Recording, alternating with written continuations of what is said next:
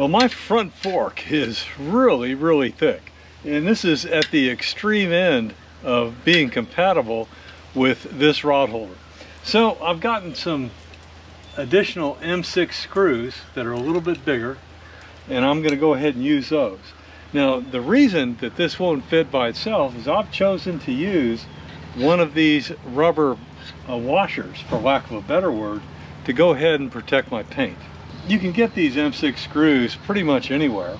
You have a thick front fork just like I do, but I want to show you how this is going to work with a tall surf rod, because that's how I primarily use my e-bike. I go freshwater fishing every once in a while, but not as often as I wish I could.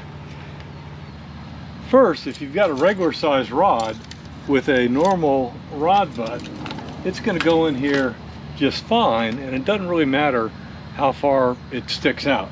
Now, it does come with one of these nice bungees, and you can use that to stabilize the rod holder around your front handlebars.